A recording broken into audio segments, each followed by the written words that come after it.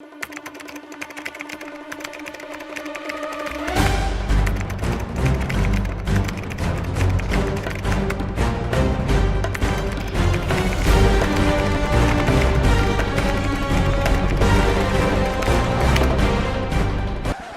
on there.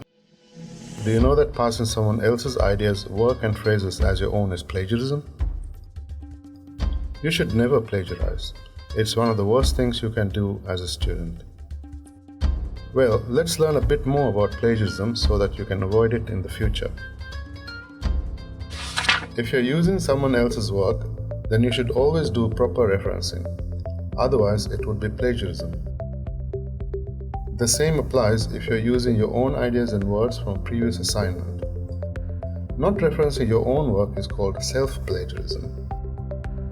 You should also ensure that you note down all the essential bibliographic details even when you're taking notes. If you plagiarize, you'll be penalized for it. Your assessment may be rejected entirely.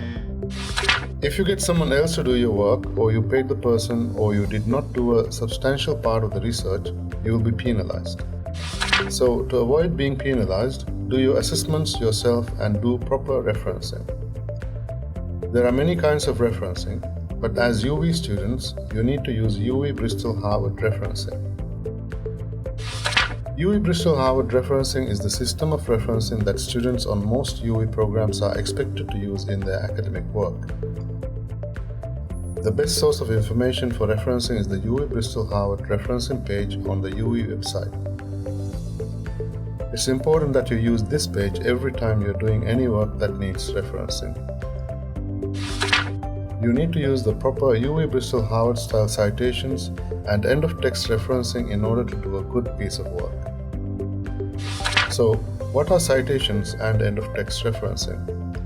A citation is what you would include in the paragraphs or the main body of your essay or report.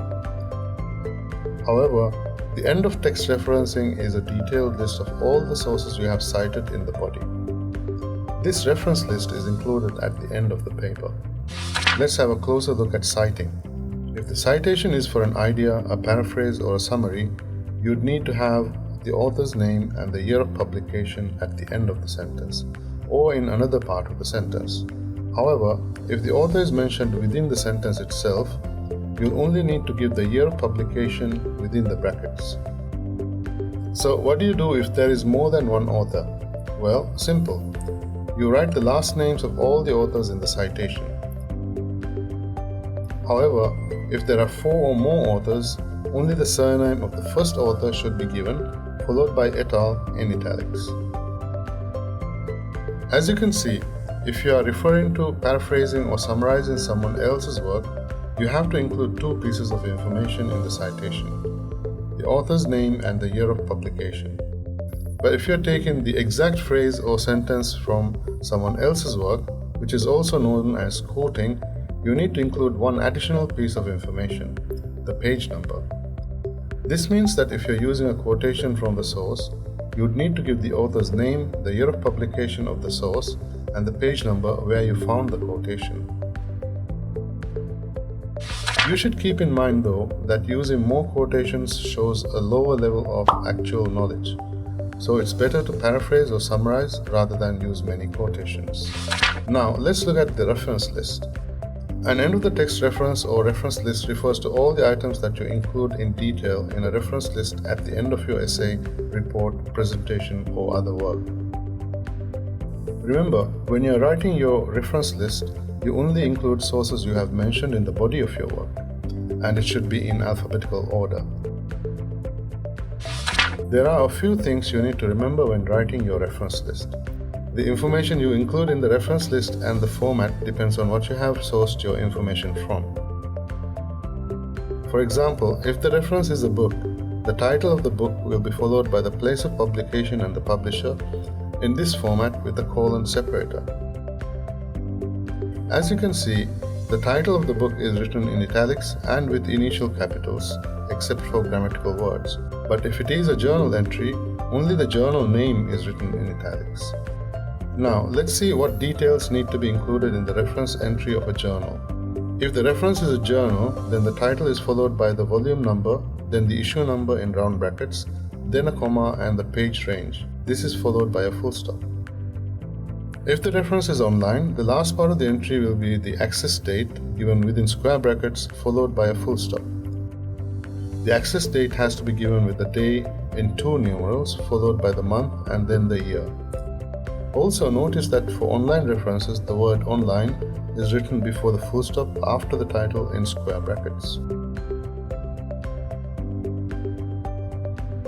Now let's take a look at the different parts of the reference list entry. First, you need to write the author's names. They have to be given last name first, followed by the initials. The last name has to be followed by a comma and space. The initials have to be followed by full stops after each letter. If there are 2 or more names, each name has to be separated from the previous one by a comma as well. Before the last name in the list of authors, there should be an and instead of a comma. The list of names will be followed by a space and the date of publication in round brackets followed by a space.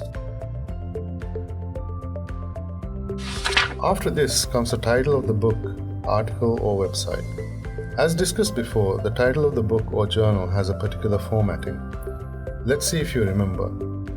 Which of these is a book? Correct. The book entry has a title in italics along with the place of publication and name of the publisher. Do you notice something else about the title? Well, you see, the first letter of each word is written in capital letters. In Microsoft Word, they are known as initial caps. Initial caps for your referencing mean that all non-grammatical words as well as all grammatical words longer than 3 letters or at the beginning of the title are capitalized.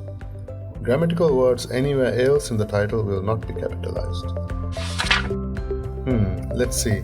I think I have covered most of the essential aspects of plagiarism and referencing. So, do you think you can write a good essay with proper referencing now? If you need any more information, register for one of our etudes or join all the other students in the VC Etudes Viber community. Thank you for watching.